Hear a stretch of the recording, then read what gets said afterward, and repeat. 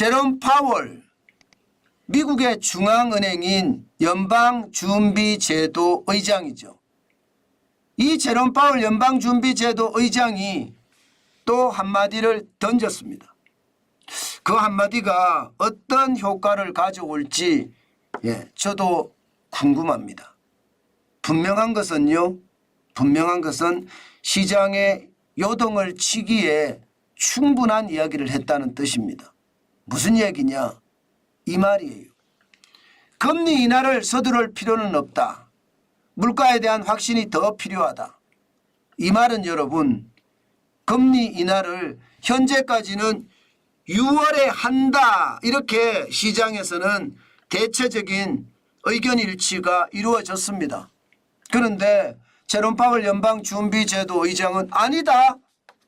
6월에 금리 인하를 할지 안 할지는 물가에 대한 확신을 더 봐야 되겠다, 이렇게 이야기하고 있는 겁니다. 다시 말해서 말입니다.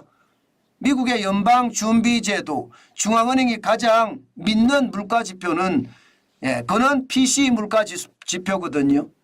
다시 말해서 근원이니까, 개인 소비지출 물가지수니까 이게 뭐 계절적인 요소가 강한 농산물 빼고요, 일시적인 요소가 강한 유가 빼고요, 나머지만 가지고 물가 지표를 산정을 하는데 그 지표를 가장 선호하는 지표입니다. 그런데 2024년 2월에 PCE 물가지수가 2.8입니다. 결코 낮지 않습니다. 시장의 예측치하고 부합한다고 하지만 실질적으로 중앙은행이 목표로 하는 물가 2%하고는 거리가 멀어요. 게다가 2022년 2월 5.4%에 비하면 떨어졌긴 떨어졌지만 이게 떨어진 게 예상보다 덜 떨어진 거예요. 이렇게 생각을 하니까 이거 금리 인하 자체가 6월에도 일어나지 않는 것 아니냐. 지금 현재까지는 6월에 금리를 인하한다, 이게 대체적인 확신이었는데 이거 6월에 인하한다는 쉽게 말하면 과민 반응이다, 이렇게 이야기하고 있는 겁니다. 지금 경제가 굉장히 강하고 노동시장이 강한데 금리 인하까지 할 필요가 있냐 이거죠. 맞는 이야기잖아요. 사실 미국의 성장률 지난해 4분기가 말입니다. 이게 잠정치까지가 3.2%가 성장했다, 연율 계산으로요. 그런데 확정치에서는 3.4%로 늘었습니다. 이 말은 미국의 경제가 굉장히 좋다는 이야기잖아요. 게다가 노동시장도 계속 강합니다. 지금 적어도 말입니다. 노동시장을 보면 비농업 인구의 신규 취업자를 보면요, 20만 명대를 왔다 갔다 하면서 안정적인 모습을 보이고 있습니다. 이런 상태에서 금리 인하할 필요가 없겠죠. 지금 제롬 파월 연방준비제도 의장은 바로 이런 얘기를 하고 있는 겁니다. 게다가 말입니다. 연준의 고위 관계자들도 지금 매파적 발언을 계속 쏟아내고 있거든요. 이것 우리 굉장히 조심해서 봐야 됩니다. 크리스토퍼 윌러 연준 이사는요, 금리 인하 서두르지 않겠다, 이렇게 이야기했고요.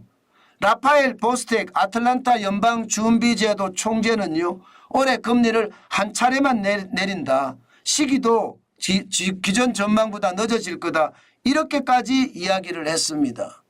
그만큼 말입니다. 매파적인 소리가 많이 나온다. 결국은 금리 인하를 올해 3번을 할지, 현재까지는 3번 한다고 이야기했지만 오히려 시장의 분석가, 비관적인 분석가들은 지금 3번을 다 하기가 쉽지 않을 거다. 미국 경제가 좋은데 금리 인하까지 시켜서 과열시킬 필요는 없지 않느냐. 돈을 더 풀면 시장은 더 과열이 될 텐데 침체도 아닌데 푼다는 건 말이 안 된다. 그렇기 때문에 시장에서는요, 우려하고 있는 겁니다.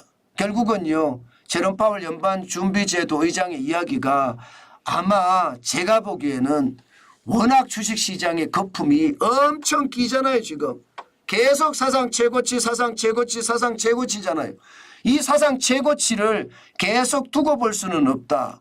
거품이 너무나 많이 올라가면 떨어질 때 감당하기가 어렵다. 이런 생각을 하는 것은 아닐까. 그래서 연방준비제도 의장 제롬 파월 의장이 결국은 말입니다. 거품을 좀 무마시키겠다. 그런 의도가 여기에는 포함되어 있는 것은 아닐까.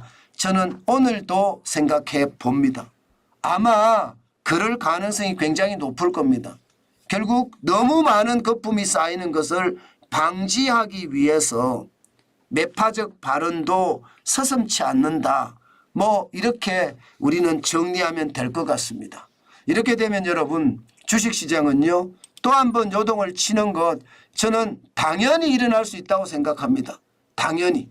그래서 여러분 시장의 불안감은 저는 점점 더 커질 수도 있다. 이런 생각을 합니다. 저는 거품이라는 게 결국 말입니다. 거품이 심해지면 경제의 붕괴가 생긴다는 이야기 제가 자주 여러분들에게 말씀을 드리는데 그게 솔직히 현실이 될까 사실은 두려워하고 있습니다. 때문에 여러분 항상 시장을 볼 때 굉장히 보수적으로 봐야 된다는 사실 다시 한번 강조해 드리고요. 보수적으로 볼 때 위험을 많이 회피할 수 있다는 것도 다시 한번 말씀드립니다.